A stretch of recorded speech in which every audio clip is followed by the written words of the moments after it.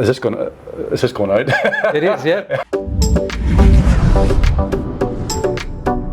Hi everyone, I'm Steve Zammit, CEO of Parcel Australia, and today I've got Mark McGinley, CEO and co-founder of Parcel Logistics. Thanks for joining us, Mark. Thanks for having me, Steve. For those of our users who don't know who Parcel is, Mark, if you can give us a brief outline of who Parcel Logistics is and how it came to fruition.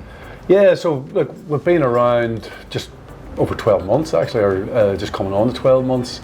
So my background has been in small parcel e-commerce, so 20 years with Couriers Please, as you know, working with Interparcel all those years. Yeah. Focused on small parcel sector e-commerce, and the volumes are huge and growing, and especially post-COVID. But the margins and the expectations are really demanding on that small parcel sector. It's very competitive. Yeah. Australia Post dominate about 80% of the market, and you've got good players like RMX and Couriers Please, my old company. So I wanted to start a business. I wanted something for myself, or something that I could have control of, but also monetize sometime during the future. And myself and my co-founder, Hoi-Ann Huber, ex-DHL managing director, as you know, we identified what we think is a gap in the market is that ugly freight. When I say it's ugly, it's unloved, yes. Big and bulky. Yeah. So freight that Australia Post, RMX, Couriers Please, and lots of others don't want to do because it's heavy. It doesn't go down the conveyor belts. Yes. It takes up space in the van. So at CP, for example, our franchisees didn't want to carry anything over 25 kilos. Yes. Because we use 1-ton vans and not set up to do it. So we identified that gap, and it's B2C. It's residential deliveries, and it's big and bulky freight. Not fridges and freezers, not 2-man lift. Yeah. But that there's a massive sector there of freight that is quite challenging to deliver. Yeah. And that's what we set up to service. Great. I think if we look at retail spend in September 23, I think online non-food delivery spend was about $2.5 billion for September 2023. And I saw a big chunk of that was made up of shopping categories of things like home and decor, sporting goods, furniture, DIY, home and gardens, another one. Yeah, that's the freight we're actually delivering today is flat pack furniture, sporting goods, office equipment. We noticed when I was at Couriers Please that during COVID that the freight profile got bigger and bulkier. More people started to order those sort of things, whether they're working from home more, and it's home office equipment and home sporting goods, but mattresses, flat pack furniture, as I said, there's a big demand for it, and especially in regional Australia. So our major partner and investor is Hightrans Express, a family-owned business, been around since 1968. We're leveraging off their infrastructure, so they've got facilities all around Australia. They've got a well-oiled regional network that we're leveraging, and that has been our big differentiator, is that regional network where there are players in Australia that can focus on the metropolitan deliveries, and they're quite straightforward. But when you get into regional, it's very challenging. Yeah. To deliver a mattress into regional Australia is not easy. Yeah.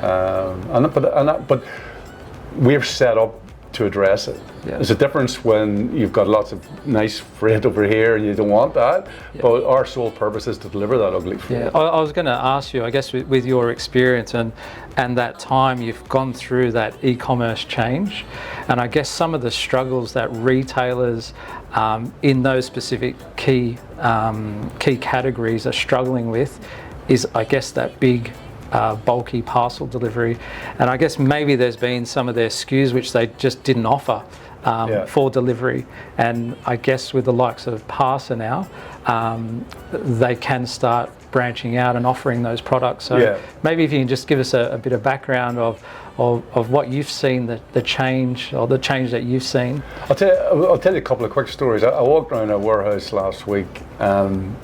It's a big and bulky warehouse, like a huge national retailer, very well known. But I walked around the warehouse and we're sort of saying, "Can you lift that?" And I'm lifting it. No, I can't lift that. What about this one? What about that one? Yeah. Just going around because they offer them, and their biggest challenge is if it can't be done through the normal, courier network, or Yes. it goes into a 2-man lift. And the surcharges are really prohibitive. Yes. So if you want to deliver, a large mattress, it's going to take 2 people to deliver it, and it's going to take a tail lift, and it's very expensive. And there's not a lot of margin in a lot of these products. Retailers are under a lot of pressure to meet the demands of their consumers without charging delivery fees. Yes. Number one reason for consumers abandoning carts is delivery fees. Now, I will say this, in the big and bulky space, there is an expectation that you do have to pay something. Yes, definitely. Maybe if you're ordering a pair of jeans or a t-shirt through, the Iconic or whatever, people do not want to pay freight, they'll go somewhere else. But if it's a kayak or a surfboard, there is an expectation they should pay. But the other thing I've seen is some of the retailers are getting really clever about how they package their freight. Some are putting handles on the boxes to make it easier to deliver. And another company we dealt with very cleverly used to sell trampolines in maybe 1 or 2 piece. There's now a 7 piece. Yep. And they're all under 25 kilos. So it can all easily be delivered by one person. Yes. Whereas 4 or 5 years ago, it was a huge big parcel. It could only be delivered by a truck. Yeah. So they reinvented their whole packaging to reduce the cost of delivery, and now it's quite efficient. Yeah, we've seen that with some of our clients as well, where they've repackaged their items from manufacture, try and keep the weight for handling purposes down, break them up in multi-pieces, and ensuring that the internal cushioning is sufficient. So for Yes. those items like maybe some of the nursery items in the baby product category that ship over multiple pieces, there's much more cushioning just to withstand the transportation and that residential delivery. So yeah, I think those types of things have changed. E-commerce merchants I think they're getting smarter, listening to customers and what they require, and I guess Parcel is going to be a great fit for those products, right?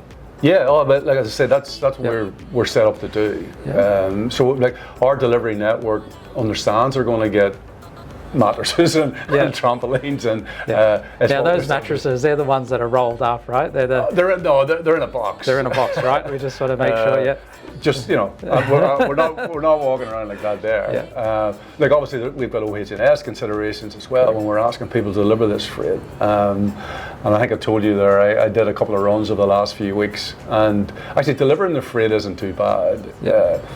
Sorting the freight, like positioning in the van can be quite challenging.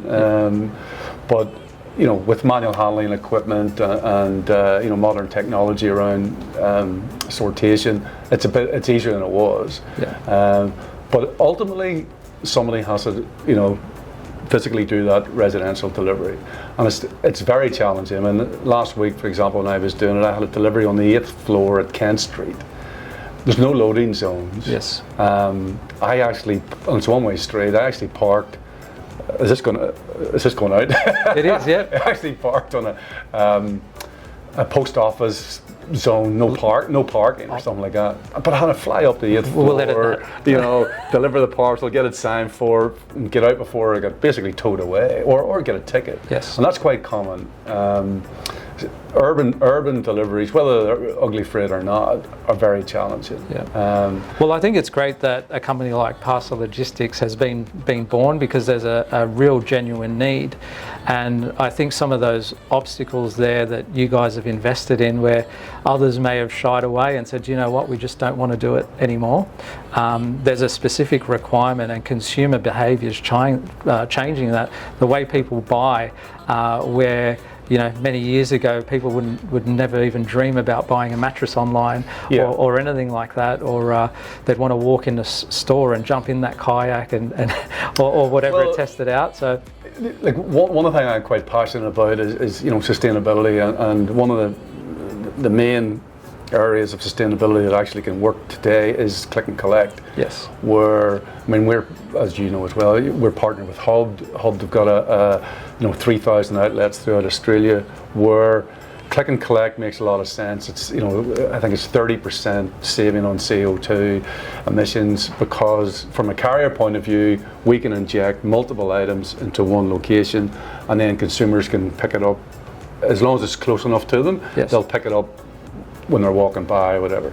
The challenge for the big and bulky, you're not picking up picking up your mattress on your way home on the train, Yep. But we are we have got locations where like a national storage style outlet where if you want it, you can come and pick up your freight from those locations, and you're saving yourself a lot of money if you're picking it up from there. Yeah. And we have found that there are consumers who do have vans or vehicles who, and I've done it myself actually, I've ordered from Harvey Norman, and we'll deliver a washing machine to your house at $120, or you can pick it up for free. Yeah. So we'll pick it up for free, right? If you can. Not, it doesn't suit everyone. Yeah. So it's all about giving consumers options. We'll deliver it to your home, no problem. But there's a click and collect option, and it's cheaper. Yeah. So you're just giving consumers options. That's important. Yeah, definitely. Back to Parca specifically, if you can just let us know a little bit about the service specifications in terms of, well, we know it services big and bulky, but I guess how big and how bulky? Yeah, so there's two things you need to know about Parca. One, we're not express. So what we've also identified is that people don't necessarily need same day deliveries or even next day deliveries. What consumers really want is predictability and consistency. Correct, yeah. So, and then you manage those expectations. So what we're saying is we're a general carrier. We deliver what we say we're going to do, but we don't overpromise. So consumers are happy to wait 3 days for something as long as it's on that third day. Correct, right? yeah. So that's number one. And number two, we do up to 40 kilos dead weight and 1.8 meter lengths. The other thing we're trying to do, and what we are doing actually, is removing a lot of the surcharges that are out there. And there's a reason for a lot of these surcharges, but we don't apply. We've simplified our dimensions that we're not charging between 1.2 and 1.4, 1.4, Yes. 1.6. We're just giving you blanket coverage up to that for any surcharges. There's no residential surcharges. There's no stop surcharges. There's no sortation surcharges and all that there. So we're keeping it really simple, which a lot of our customers really appreciate the simplicity of it. Yeah. Because sometimes what happens is you think that mattress is costing you, it doesn't matter, $100 to deliver in the double. And by the time it comes back, there's about 5 surcharges on it, and it's $160, and you can't get that back from the consumer. Yeah, look, it's a massive pain point for e-commerce customers, and I guess those ones that are using a service like Interparcel, where they might be selling on a Shopify platform or WooCommerce, and they're offering those calculated rates at checkout.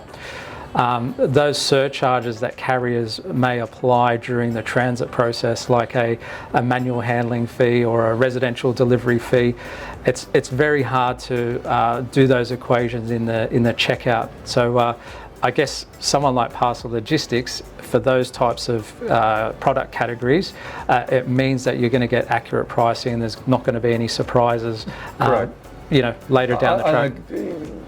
Given Interparcel or Rob, you guys can manage that really well. So I'm telling you that Parcel can do that, and for other services, you'll use other carriers. Yeah. And if it is too big for Parcel, you've got lots of other options that you can tell your customers, oh no, Parcel, that doesn't fit their profile, you can use someone else. And that's what works really well for us, is you will give us the freight that we're good at. Yes. And and that works really well for us. You know, we don't service a small parcel market. Yeah. There's plenty of really good carriers out there that do it, and we don't do the 2-man lift.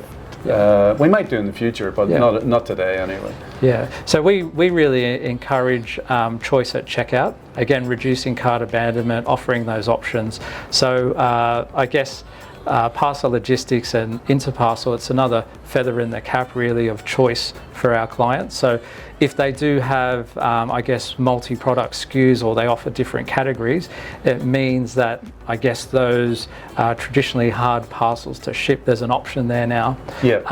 And even if there's, I guess we have other pallet options as well that they can use. So it's great that we're able to offer Parcel Logistics as a service through Parcel now. It's great for Parca as a new player in the market to be associated with a long-standing player like Interparcel. You know, you're well established in the market, and as I said, you can offer our services to as an option to your customers. They've got other options, they've got other choices. If we don't perform, you can offer them someone else, and that's the beauty about Parca. Dealing with companies like Interparcel. You know, you can give us the freight we want and plug us in where it makes sense and take us out where we don't make sense. Yeah. So yeah, it's we're delighted with the partnership.